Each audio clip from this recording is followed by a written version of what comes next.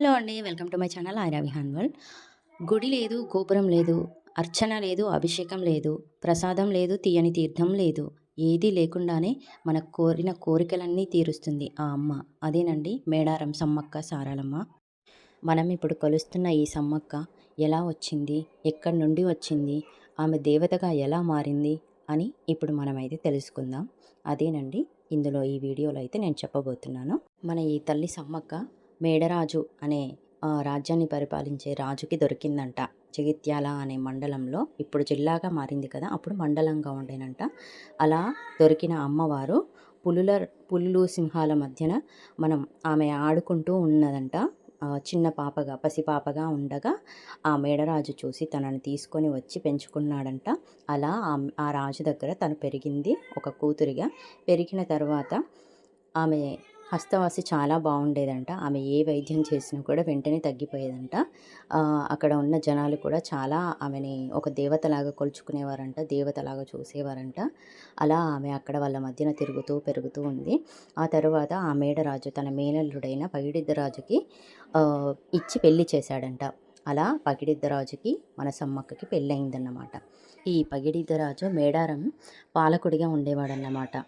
మన కాకతీయులకి సామంతరాజుగా ఉండేవాడు. సో అలా మన పగిడిద్దరాజు సామంతరాజుగా ఉన్న సమయంలో కాకతీయులకి ఆ టైంలో కాకతీయులు ఈ ఆదివాసీలు పేదవాళ్ళు ఉన్నారు కదా, వీళ్ళ దగ్గర పన్నులు వసూలు చేయడం, అధికంగా ఇబ్బంది పెట్టడం అనేది జరుగుతూ ఉండేది.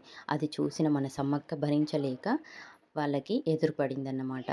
మన పగిడిద్దరాజుతో పాటుగా ఆమె ఎదురు తిరిగిన తర్వాత ఆమె భర్త కూడా తనతో పాటుగా అండగా నిలిచి వాళ్ళతో పోరాడారన్నమాట. ఆమె పోరాడటం వల్ల కాకతీయుల వాళ్ళ బలంతో ఈమె బలం సరిపోలేదు. ఆమె ఎలా అంటే ఇంకా వాళ్ళ సైన్యం అనేది ఎక్కువ ఉండటం వల్ల ఈమె నెగ్గలేకపోయింది. అలా ఆమె వీరమరణం పొందిందన్నమాట. అలా వీళ్ళకి మన సమ్మక్క పగిడిద్దరాజు వివాహం చేసుకున్న తర్వాత వారికి ముగ్గురు సంతానం కలిగారు. వారే మన సారాలమ్మ, మన జంపన్న అండ్ నాగులమ్మ. నాగులమ్మ గురించి మనకి ఎవరికి ఎక్కువగా తెలీదు. జంపన్న, సారలమ్మల గురించి అయితే బాగా తెలుసు. ఆ తరువాత వాళ్ళు పెరిగి పెద్దయిన తర్వాత ఇదంతా కూడా జరిగిందన్నమాట. ఈ యుద్ధము, పోరాటము ఇదంతా కూడా జరిగింది. అలా జరిగిన తర్వాత ఆ యుద్ధంలో ఆమె గాయాల పాలై మన చిలుకల గుట్టకి వెళ్ళి ఆమె అదృశ్యమైందంట. అలా ఆమె ఒక కుంకుమ భరిణగా మారింది అని చెప్పి అనైతే మన అందరి నమ్మకం కూడా. ఆదివాసీలు కూడా అదే నమ్ముతూ ఉన్నారు. అలాగే ఇప్పుడు మన కుంకుమ భరిణ రూపంలోనే చిలుకల గుట్ట నుంచి, కన్నెపల్లి నుంచి మన సారలమ్మలు, సమ్మక్కలు కుంకుమ భరిణ రూపంలోనే తీసుకొచ్చి గద్దె మీద నిలుస్తున్నారు. అలా అదే టైప్లో ఇప్పుడు మన ఆదివాసీలు వాళ్ళ వంశపారంపర్యంగా వస్తున్న పూజారులైతే ఎవరైతే ఉన్నారో వాళ్ళే అప్పటి నుంచి ఇప్పటి వరకు కూడా కుంకుమ భరిణిని తీసుకొచ్చి ప్రతిష్ఠిస్తున్నారు. సో అలా సమ్మక్క సారలమ్మలైతే గద్దెల మీదకైతే ఎవ్రీ 2 ఇయర్స్కి ఒకసారి, 2 సంవత్సరాలకు ఒకసారి అయితే వచ్చి నిలుస్తున్నారు. ఈ జాతర అయితే ఇలాగే జరుగుతూ ఉంది. సో ఫస్ట్ ఇంతకు ముందైతే ఆదివాసీలు మాత్రమే జరుపుకునేవారంట. అది కూడా చిలుకల గుట్టలో ఎక్కడైతే అదృశ్యమైందో అదే ప్లేస్లో జరుపుకునేవారంట. కానీ వస్తూ వస్తూ రోజులు మారుతున్న కొద్దీ ఇలా మన అందరి జనాలలోకి కూడా వచ్చేసిందన్నమాట. ఇది ప్రపంచవ్యాప్తంగా గుర్తింపు అనేది పొందింది ఈ జాతర. ఇప్పుడు అందరూ కూడా ఈ జాతరకి రావడం అనేది జరుగుతుంది. సో అందరూ రావటం వల్ల అక్కడైతే ఇబ్బందులు అవుతాయని చెప్పి, అడవిలో అయితే ప్రాబ్లం అవుతుందని చెప్పి ఇదిగోండి ఇలా కొండకి కిందకైతే తీసుకొచ్చి ఇలా ప్రతిష్ఠించి అమ్మవారిని జాతర అయితే జరుపుకుంటున్నాం. ఎందుకంటే ఇంతమంది జనం అక్కడికి వెళ్ళాలంటే కష్టం కదా, అందువల్ల ఇక్కడ జరుపుకుంటున్నారు.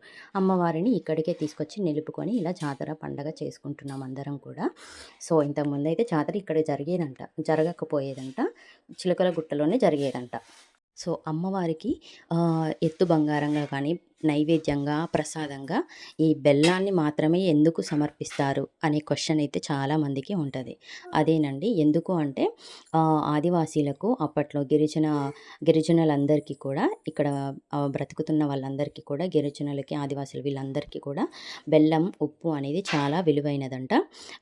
ఈ జాతర జరుగుతున్న సమయంలో అందరూ కూడా బండ్లు కట్టుకొని, ఎడ్ల బండ్లు వేసుకొని వచ్చేవారంట. సో అలా అక్కడి నుంచి దూర ప్రాంతాల నుంచి వస్తున్నప్పుడు వాళ్ళు చాలా నీరసపడిపోయి లేవలేని స్థితిలో ఉన్నప్పుడు ఈ బెల్లం పానకం అనేది వాళ్ళకి తాగించేవారంట. అలా వాళ్ళకి శక్తి అనేది వెంటనే వచ్చేదంట. దానివల్ల ఇది మనకి బెల్లం అనేది చాలా విలువైనదిగా అండ్ నైవేద్యంగా ఖరీదైనదిగా కూడా భావించేవారంట ఈ బెల్లాన్ని, ఉప్పుని. దీన్ని వేరే దేశాల నుంచి కూడా వీళ్ళు ఖరీదైన దానిగా భావించి తెప్పించుకునేవారంట. అలా ఈ బెల్లాన్ని అమ్మవారికి విలువైన వస్తువుగా భావించి అమ్మవారికి సమర్పించేవారు. అదే ఇప్పటికీ కొనసాగుతూ ఉంది. ఈ బెల్లాన్ని ఎత్తు బంగారంగా, మన నిలువెత్తు బంగారంగా ఇచ్చి కోరిన కోరికలనేవి తీరుస్తూ ఉంటది అని చెప్పి ఇవ్వటం వల్ల కోరిన కోరికలన్నీ తీరుస్తుంది అని చెప్పి నమ్మకం. ఇప్పటికీ కూడా విశ్వసిస్తున్నారు ఈ నమ్మకాన్ని. సో, మనం ఎంత నిలువెత్తు బంగారం ఇచ్చినా సరే, ఆ బెల్లాన్ని అమ్మవారికి సమర్పించిన తర్వాత, అమ్మవారి గద్దె దగ్గర ఉన్న చిటికెడు బెల్లమైనా సరే, దాన్ని చాలా మహాప్రసాదంగా అమ్మవారి ఆశీస్సులుగా భావించి ఇంటికి తెచ్చుకుంటారు భక్తులనేవాళ్ళు. సో, అలా ఆ అమ్మవారి దగ్గర చిటికెడు బెల్లం దొరికినా సరే, దాన్ని ఎంతో విలువైన దానిగా మహాప్రసాదంగా భావిస్తారు. అది ఇంటికి తెచ్చుకుంటే ఎంతో మంచి జరుగుతుంది, వాళ్ళకి ఆశీస్సులనేవి దక్కినవి అని వాళ్ళు విశ్వసిస్తూ ఉంటారు. మనం అందరం కూడా అలాగే అనుకుంటూ ఉంటాం. ఇప్పటికీ కూడా అది జరుగుతూనే ఉంది. సో, నేను కూడా అలాగే చేశానన్నమాట. ఈ జాతర ప్రతి 2 ఏళ్లకొకసారి, అంటే సంవత్సరం తప్పించి సంవత్సరం అన్నమాట. అలా సంవత్సరం తప్పించి సంవత్సరానికి మాఘశుద్ధ పౌర్ణమి రోజున ఈ అమ్మవారనేది కొలువు తీరి అందరూ కూడా, భక్తులందరూ కూడా దర్శనానికి తరలి వస్తూ ఉంటారు. కోట్ల సంఖ్యలో కూడా. ఇంతకుముందు చాలా తక్కువ మంది వచ్చేవాళ్ళు. ఇప్పుడైతే కోట్ల సంఖ్యలో వివిధ రాష్ట్రాల నుంచి కూడా వస్తున్నారు. పక్క రాష్ట్రాల నుంచి కూడా, ఛత్తీస్గఢ్, మహారాష్ట్ర, రాజస్థాన్, ఇలా జార్ఖండ్, ఇలా అన్ని రాష్ట్రాల నుంచి, ఆంధ్రప్రదేశ్, తెలంగాణ, అన్ని రాష్ట్రాల నుంచి కూడా జనాలనేవాళ్ళు వస్తూ ఉన్నారు. మేడారం మహాజాతర మన ప్రపంచంలోనే 2వ మహాపెద్ద జాతరగా అయితే, గిరిజన జాతరగా అయితే పేరొందింది ఇప్పుడు. అండ్ ఆ తర్వాత ఇది మనకి కుంభమేళా తర్వాత, మన దేశంలో జరిగే కుంభమేళా తర్వాత ఇది 2వ కుంభమేళాగా అయితే పేరొందింది. వందల సంవత్సరాలుగా చిలుకల గుట్టపైన జరుపుతూ ఉండగా 1940 సంవత్సరం నుంచి గుట్ట కింద జనాలు పెరుగుతుండడంతో గుట్ట కింద జరపడం అనేది స్టార్ట్ చేశారంట. అండ్ ఈ పండగని 2014లో మన ప్రభుత్వం వచ్చిన తర్వాత 2014లో మన తెలంగాణ పెద్ద పండుగగా దీన్నైతే ప్రకటించారు. మొదటి రోజున అయితే మన సారలమ్మ అయితే వస్తుంది. ఆ తర్వాత రోజున మన సమ్మక్క అయితే వస్తుంది. అలా ఇద్దరు కూడా వచ్చిన తర్వాత, ఆ రోజు కొలువు తీరిన తర్వాత మరుసటి రోజున ఇద్దరిని మళ్ళీ వాళ్ళైతే ఎక్కడైతే ఉంటారో మళ్ళీ అక్కడికైతే చేరుస్తారన్నమాట. సారలమ్మని కన్నెపల్లి నుంచి, సమ్మక్కని చిలుకలగుట్ట నుంచి అయితే తీసుకొని వస్తారు. ఇలా మన జాతర అయితే జరుగుతూ ఉంది. ఇక్కడ రాను రాను మనకి అంతా కూడా అభివృద్ధి చెందుతూ ఉంది కూడా. సో, ఇలా మా మేడారం ట్రిప్ అయితే ఇలా జరిగింది. మేము ఇలా అయితే దర్శనం చేసేసుకొని వచ్చాము. మాకు చాలా బాగా అనిపించింది. అమ్మవార్లని దగ్గరికెళ్ళి చూసామన్నమాట. బట్ అమ్మవార్లు వచ్చిన రోజు వెళ్ళలేకపోయామన్న బాధ తప్పితే ఇంకా ఏమీ లేదు. సో, ఇంకా అలా మేము దర్శనం చేసుకొని అక్కడి నుంచి బయలుదేరి మన నార్లపురం అని చెప్పి ఉంటుంది కదా, నార్లపురం ఉంటుంది. ఆ ఊరికి వచ్చిన తర్వాత అక్కడ మేము మొత్తం అంతా కూడా పార్కింగ్ ఏరియా చేశారన్నమాట. అంతా ఖాళీ ప్లేస్ ఉంది. అక్కడ అంతా చెట్లన్నీ తీసేసి ఖాళీ ప్లేస్, గ్రౌండ్స్ లాగా ఉంచారు. అంటే వచ్చిన జనాలకి ఇబ్బంది అవ్వకుండా అక్కడ స్టే చేయడం కోసము. అలా మేము అక్కడికి వెళ్ళి వంట చేసుకొని నైట్ ఈవినింగ్ టైంలో అయితే మేము ఫుడ్ తిన్నామన్నమాట. ఇంకా తర్వాత అక్కడి నుంచి బయలుదేరి ఇంటికి వెళ్ళిపోయాము. 1 డేలో మా ట్రిప్ అయితే పూర్తయిపోయింది. మా మొక్కులు అయితే తీర్చుకొని ఇంటికి వచ్చేసాము. ఇంకా ఇలా మా జాతర అయితే పూర్తయిపోయిందన్నమాట. ఆ తర్వాత నేను ఈ వీడియో పోస్ట్ చేస్తున్నాను. సో, మీకు ఎలా అనిపించింది మేడారం జాతర?